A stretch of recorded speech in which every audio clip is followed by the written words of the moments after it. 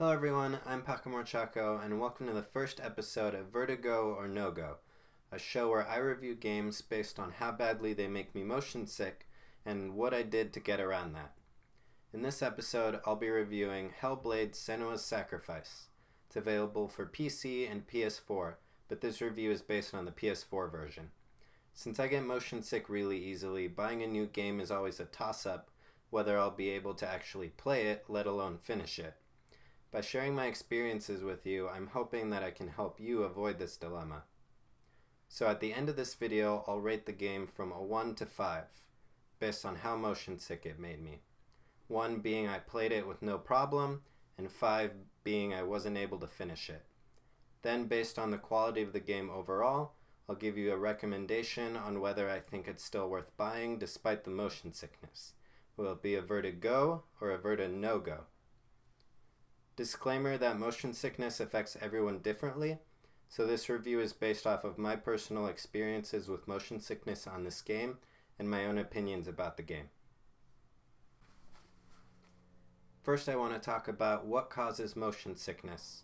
It's generally caused when your brain receives conflicting signals from your eyes and your inner ear, which is the part of the body that senses motion. For example, a lot of people can't read in the car because their inner ear senses the movement of the car, but the eyes are focused on the page, which is static. This results in the inner ear eye conflict and causes motion sickness. Motion sickness in video games is caused by the same conflict, but in the other way around. Your eyes see images moving on your screen, but your inner ear senses that your body is not moving. This creates that same conflict and causes motion sickness. There are a lot of remedies that I've tried. For me, taking a break from the game and closing my eyes for a few minutes usually helps. If the game causes more nausea than dizziness, usually munching on a salty snack can help settle my stomach. I've also had good luck with over-the-counter motion sickness medicine, although personally I use them as a last resort. Bonding has gotten me through a lot of games that I wouldn't have been able to finish otherwise. Alright, now let's talk briefly about Hellblade: Senua's Sacrifice. Hellblade is a third-person action-adventure game made by independent publisher Ninja Theory. It retails for $29.99 on the PlayStation Store and Steam. You play as Senua, a Celtic warrior who travels to Hell to rescue the soul of her partner Dillion. The gameplay is a very linear experience, kind of like an on-the-rails ride at a theme park. There's a very narrow path that you can traverse and not much else. This got a little frustrating at times when there were ledges and rocks that looked like they could be easily climbed, but since they weren't on the designated path, you couldn't. One of the best parts of the game is the visuals, which are very realistic and draw you into the world. However, the main draw of the game is the story, which starts off vague and gradually unfolds as you progress. Hellblade also has an interesting addition to the narrative. Senua experiences auditory and visual hallucinations. While this sounds a bit gimmicky, the incredible audio quality gives the effect of hearing voices and people whispering thoughts into your ears. You should definitely play with a good pair of headphones for the best experience. Motion sickness-wise, I had several issues with Hellblade. The first problem was that the camera seems to be attached to Senua's shoulder, which creates this weird pivoting effect whenever you turn. This odd angle can't be changed in the menu, but if you're aware of it, you can compensate for it by not making sudden moves and turning slowly. My second gripe with Hellblade is that when you run, the camera shakes with Senua's up and down motions. While this is intended to make the game more immersive, it seems a bit unnecessary and you can't turn it off. Another thing that was jarring for me were the hallucination scenes.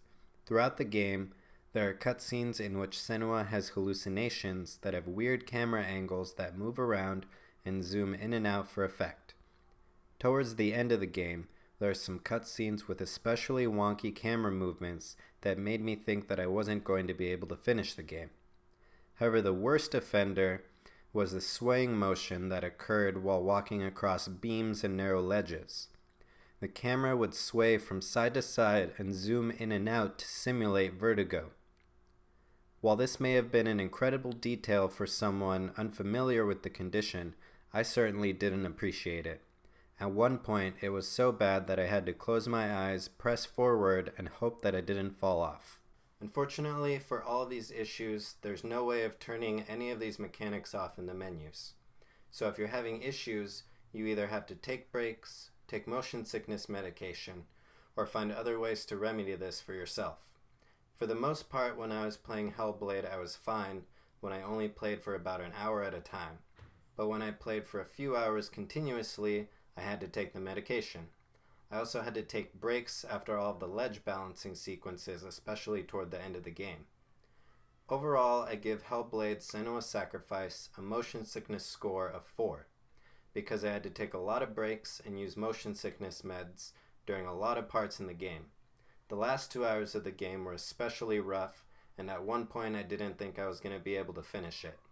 However, I think that the amazing visuals, sounds, and story make the motion sickness worth it.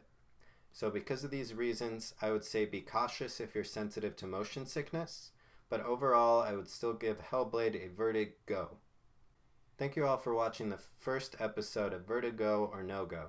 If you enjoyed it, please leave a suggestion about what games you think I should review in the future in the comments below.